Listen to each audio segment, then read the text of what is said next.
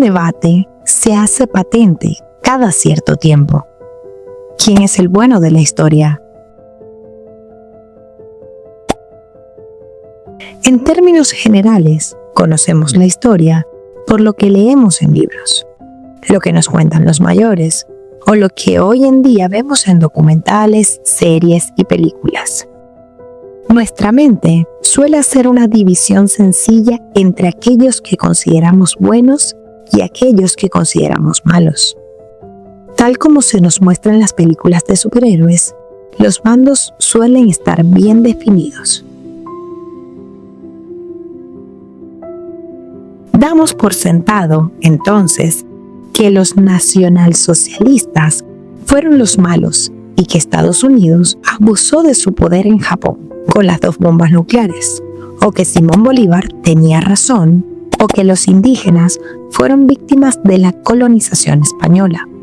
Cualquier opción que se elija tiene sus argumentos y para aquellos que lo utilizan como punto de soporte de una ideología resulta un dogma que cumple una función liberadora en la mente, pues quien elige una opción genera una opinión y ya no tiene que pensar, ya da por sentado que fue así la historia.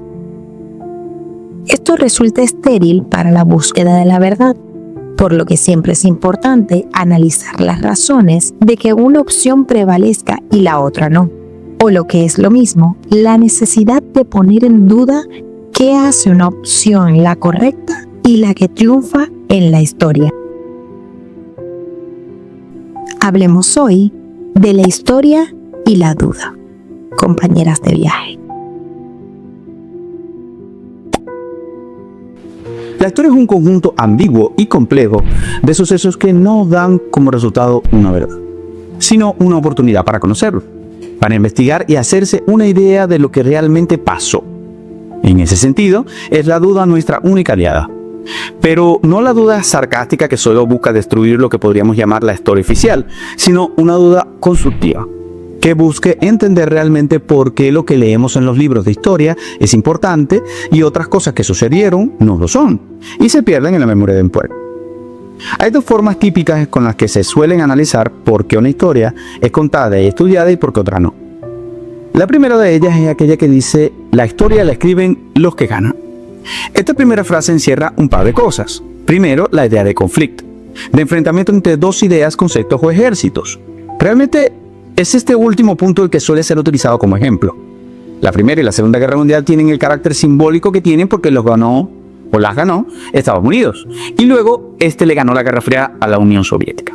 Y por ende, ellos escriben la historia. Aunque también podríamos hablar de un ejemplo en las ideas, un ejemplo muy interesante. Una historia muy contada en filosofía es aquella que tiene por protagonistas a Hegel y a Schopenhauer. Estos 2 filósofos fueron contemporáneos. Para 1820, Hegel era el filósofo más importante de Alemania, mientras Schopenhauer era un pensador del montón. Y su libro El mundo como voluntad y representación, publicado en 1819, no había tenido ningún impacto. Además, era muy crítico de Hegel, incluso llegó a llamarle charlatán o bufón. Este último había saltado la fama del mundo filosófico como un par de trabajos que dividieron a la filosofía occidental en 2, un antes y un después de Hegel. Fenomenología del espíritu en 1807 y Ciencia de la lógica en 1812. En ambos trabajos realiza un intenso análisis sobre el papel de la dialéctica en la conciencia humana. Desde Hegel, es difícil encontrar a un filósofo que no sea hegeliano o anti-hegeliano. Schopenhauer, luego de ver el fracaso de su libro, decide emprender una carrera como profesor. Busca trabajo en la Universidad de Berlín, donde el decano August Boeck había sido su profesor. En ese entonces, los aspirantes a profesor debían presentar una exposición con sus clases y un jurado evaluaría su capacidad. Entre esos jueces, obviamente, estaba Hegel, que daba clases en esa universidad. Hegel se la puso difícil en la ronda de preguntas luego de la exposición, pero aún así, Schopenhauer logró quedarse con la plaza de profesor, ganando el pequeño debate que se armó entre ellos sobre un caballo. Esto motivó a Schopenhauer a seguir el enfrentamiento y puso sus clases a la misma hora que las de Hegel, lo que resultó un fracaso, pues la fama del último lo precedía y todos los alumnos querían ver las clases con el filósofo famoso. y no con aquel profesor desconocido y cuyos libros no le interesaban a nadie. Schopenhauer abandonó esta etapa universitaria luego de ese fracaso. Siguió intentándolo y llegó a tener cierto respeto en la filosofía en su larga vida. Murió a los 72 años y su pensamiento fue tomando importancia con el pasar de los años, en especial en la primera etapa del pensamiento de Nietzsche, donde este sigue las ideas de voluntad y de representación. Hoy en día, sus ideas son respetadas y estudiadas en los manuales de filosofía, pero nunca llegó a tener el impacto que tuvo Hegel, y probablemente nunca lo tendrá, quedando siempre a la sombra de aquel que ganó en el combate de las ideas. Este ejemplo sirve muy bien para explicar ese primer elemento que incluye la frase, que es el conflicto. Ahora, la segunda cosa que encierra tiene que ver con la idea de ganar. ¿Qué es lo que gana el que triunfa en el conflicto y qué es lo que pierde el que no? Se supone que el que gana tiene el poder de borrar al que pierde, de suprimir su versión y dar el simbolismo que el ganador quiera. Si el ganador decide que el perdedor debe reducir su ejército, pagar las deudas de la guerra y ser humillado, el perdedor debe aceptarlo y la historia justificarlo. Ahora, esta forma de explicar qué hace a una opción la correcta y qué hace a otra la incorrecta resulta problemática, porque deriva en un argumento circular. Si el que gana escribe la historia, ¿por qué se pone en tela de juicio a aquellos ganadores? No se supone que los ganadores tienen el poder de escribir la historia y ser siempre los buenos. Están dejando de ser los ganadores y están ganando las otras versiones de la historia. Pero si están dejando de ser los ganadores que crean la historia oficial y ahora está ganando la otra narrativa, no volvemos al inicio. Es decir, no habría que evaluar ahora por qué esa nueva narrativa de la historia es tomada en cuenta. Pongamos el ejemplo de Simón Bolívar. Para muchos venezolanos, Bolívar es el libertador. Para muchos españoles, es un traidor. En nuestra historia se muestra a Bolívar como liberador de pueblos, como defensor de los indios y los negros. En la historia contraria se le muestra a déspotas, se muestra al Bolívar del decreto de guerra a muerte, se muestra al Bolívar de la masacre de Pacto y al que veía en los sitios más problemas que soluciones. Hoy, las dos narrativas se enfrentan. La primera tenía mucha fuerza hace años, la segunda ha ido agarrando vuelo. Si la primera resulta la historia escrita por los ganadores, ¿a qué se refiere la segunda? Si la segunda tomara la fuerza de la primera, ¿no sería ahora la opción que ganó? Y habría que evaluarla ahora como historia oficial que se utiliza para engañar a los demás. El argumento de que la historia la escriben los ganadores no nos sirve para definir si una opción histórica es correcta o no.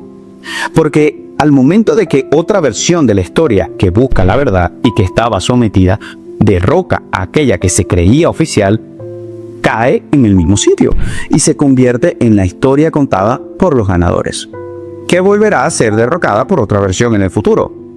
Volvemos al mismo punto constantemente.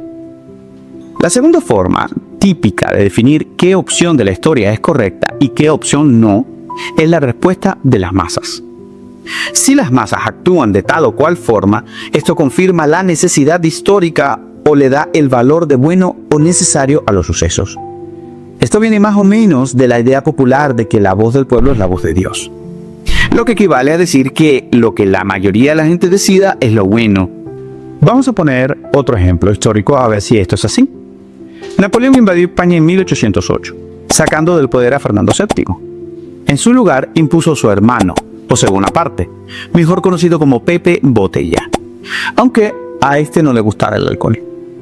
España tenía muchas colonias entonces, por lo que estas pasaron de facto al poder de Napoleón.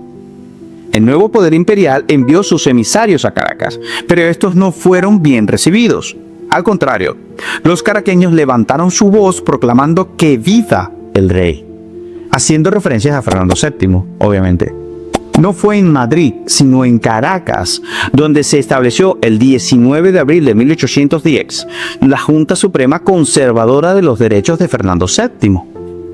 La masa caraqueña apoyaba al que consideraban su legítimo rey sobre la invasión napoleónica.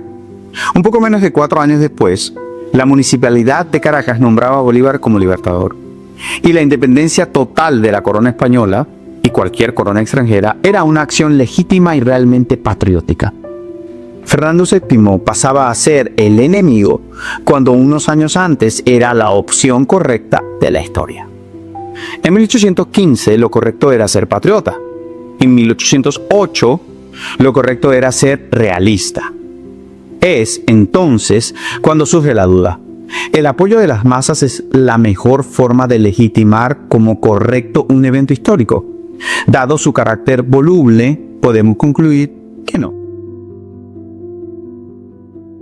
Bien lo plantea Gustave Le Bon en su libro Psicología de las Masas.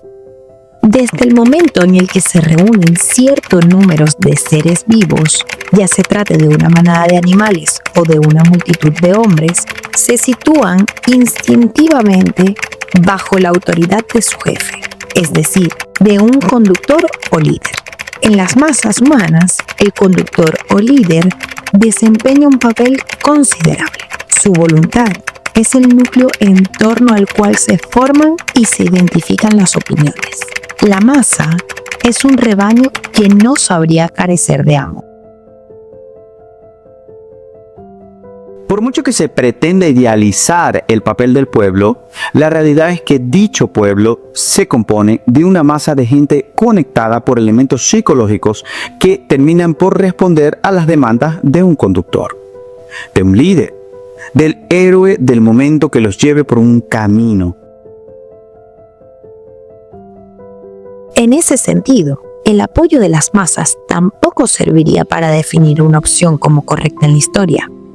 Esto nos lleva a un estancamiento. Si el hecho de que esté mal que los ganadores escriban la historia no confirma que los perdedores sean la opción correcta, y que la masa apoya una opción tampoco la hace la correcta, dado que un día apoyan a una y casi de inmediato pueden apoyar a la opción radicalmente distinta. ¿Cómo saber entonces cuando estamos frente a un evento histórico que debía pasar así? Es decir, ¿cómo sabemos que es justo que se haya dado la independencia de Venezuela sobre España? ¿O que es correcto que Estados Unidos haya lanzado 2 bombas nucleares sobre Japón?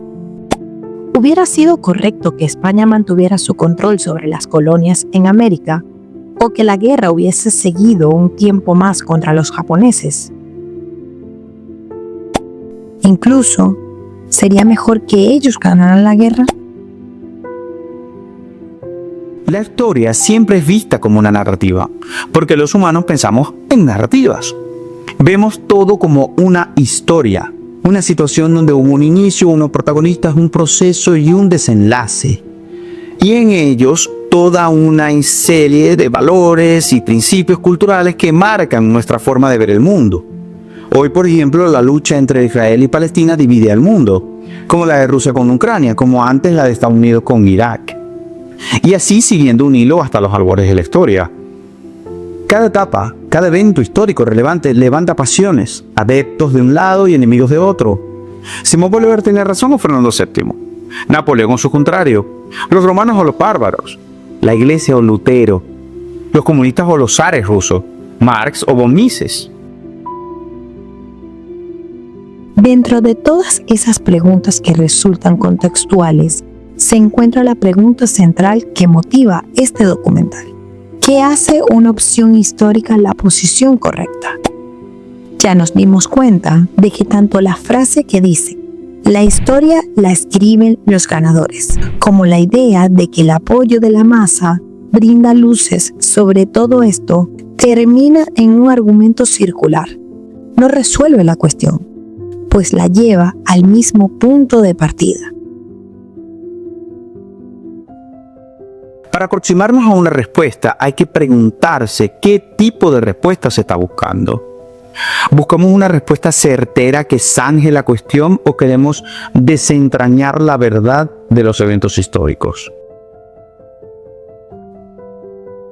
Tal vez, para responder a esto, debemos citar a Hegel precisamente, cuando habla de lo verdadero y su relación con la historia en su obra maestra Fenomenología del Espíritu. A preguntas tales como ¿cuándo nació Julio César? Hay que dar una respuesta neta, del mismo modo que es una verdad determinada el que el cuadrado de la hipotenusa es igual a la suma de los cuadrados de los otros dos lados del triángulo rectángulo. Pero la naturaleza de esta llamada verdad difiere de la naturaleza de las verdades filosóficas. Lo verdadero es el todo, dice Hegel en la página 16 de la obra que estamos citando. Con esta frase, el autor alemán se refiere a las verdades que a nosotros nos interesan en este documental. Pues lo que buscamos es desentrañar la veracidad de los eventos históricos para poder responder a aquella pregunta sobre cuál opinión es correcta. Esta sentencia de que lo que es verdadero es lo que es el todo, ayuda a aproximarnos a esa respuesta. Hegel decía que captamos realmente la esencia de las cosas cuando nos concentramos en su todo, con mayúscula. No solo en su resultado, tampoco en sus principios o aquello que la motivó, sino también incluyendo su propio devenir, su desarrollo. Hegel planteaba lo siguiente sobre las cuestiones históricas. En lo que concierne a las verdades históricas, para llegar a conocer una de estas verdades, hay que comparar muchas cosas. Manejar libros, entregarse a investigaciones, cualesquiera que éstas sean, incluso cuando se trata de una intuición inmediata. Solo el conocimiento de ella, unido a sus fundamentos, podrá considerarse como algo dotado de verdadero valor. No podemos definir que una situación histórica es correcta si no realizamos un análisis exhaustivo de los acontecimientos, las motivaciones de las partes, el desarrollo de los eventos y el desenlace. Además de tomar en cuenta el contexto en el que se dio, los valores imperantes de la época, el desarrollo tecnológico y todo aquello que enmarca la cuestión. Entonces, solo podemos llegar a esta cuestión haciendo pleno uso de nuestras facultades intelectuales, lanzando individualmente nuestra propia conciencia sobre los eventos, sin apoyarnos en los lugares comunes que se escuchan en cualquier reunión de plaza o sobremesa. Y aún así, dejar espacio a la duda. Ahora, la pregunta es, ¿estamos dispuestos a esto? ¿Tenemos la prudencia y disciplina necesaria para nosotros, de verdad, hacernos una idea de lo que es correcto en la historia? Ya Hegel lo decía. La impaciencia se afana en lo que es imposible, en llegar al fin sin los medios. De una parte, no hay más remedio que resignarse a la largura de este camino, en el que cada momento es necesario.